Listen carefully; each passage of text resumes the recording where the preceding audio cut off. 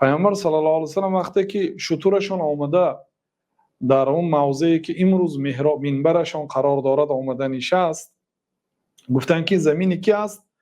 گفتن این زمین سهل و سهیل، دو یتیم بچه هست. بعد عمکش و دو یتیم بچه و در بعضی روایات تمام قبیلش فریاد کردن برای آنکه سخن نادرست رفته رسیدنش ممکن است. همه قبیلش جمع کردن و گفتن که همین شتر آمده در جای شما نشست، این شتر مأمور از جانب الله تعالی بود، بنابراین همین جای زمین شما بود است، اینو به من فروشید، ثمنونی بحیاتکم، این زمین خود را به من فروشید، نرخش را گویید. آنها گفتن که لا نطلب ثمنه الا الی الله، ما این پولش فقط از الله تعالی میگیریم، این بی پول است یا رسول الله، مادامی که اینجا مسجد میشد، خانه شما میشد، این بی پول است. پیامبر صلی الله علیه و سلم میگن لا بالثمن، این فقط باید ما پولش دهیم.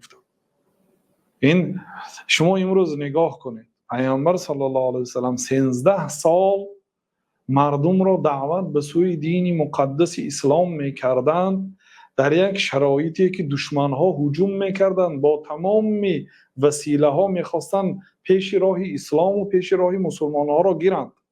اون وقت پیامبر صلی الله علیه و سلم نه حکومت داشتند نه قدرت داشتند، حتی از جانب عمکشان ابو طالب که اسلام آوردگی نبود حمایه میشدند.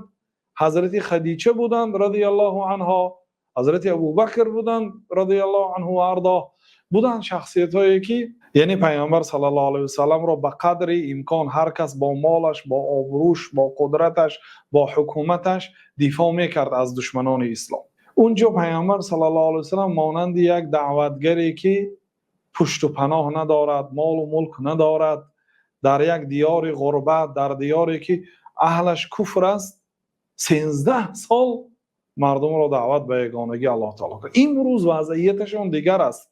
امروز وقتی که پیامبر صلی الله علیه و سلم به مدینه آمدند، با برابری در آمدنشان به مدینه به طریق اتوماتیک به یگان مجلس، به یگان انتخابات راهبری کشور اعلان شد.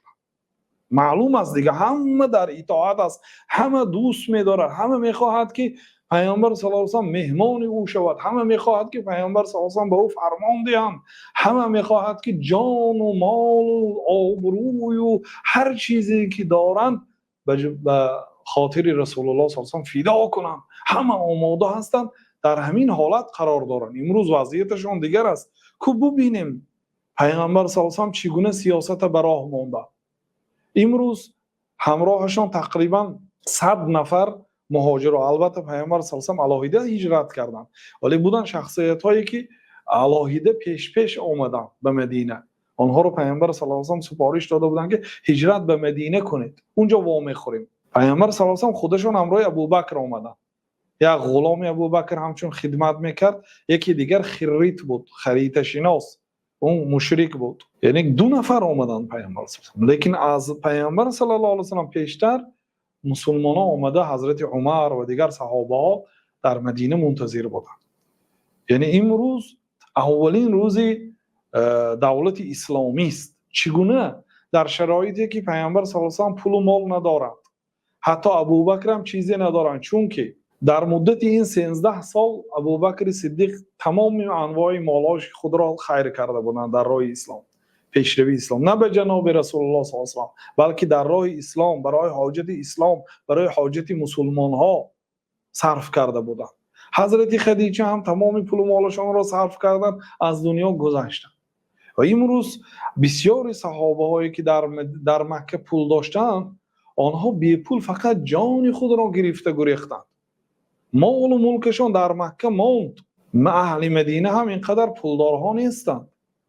ببینید اسلوب دولت داری و سیاست اسلام و سیاست شریعت را که هر کاری که پیامبر صلی الله علیه و سلم میکردن از پیش خودشان نبود، همش وحی الهی بود، خبری آسمان بود، فرمانی بالا بود. وقتی که پیامبر صلی الله علیه و سلم به مدینه آمدن، اولین کاری که کردن به بنیاد مسجد شروع کردن. بنیاد مسجد، وقتی که مسجد را می ساختند، همراهی همه برابر مهنت میکرد و مسجدشان هم عبارت از خشت لایی که ما خشت خام میگوییم و از لای و از ستونهاش از ستونهای درخت خرما و شاخه های درخت خرما در بالاهاش پرتافته میشد و میگویند که یک قبط لای هم در بالای شاخه های خرما از بالای سقف شیفتش گرفته بودند و همه این مسجد را یعنی که بالا پوش نکردند.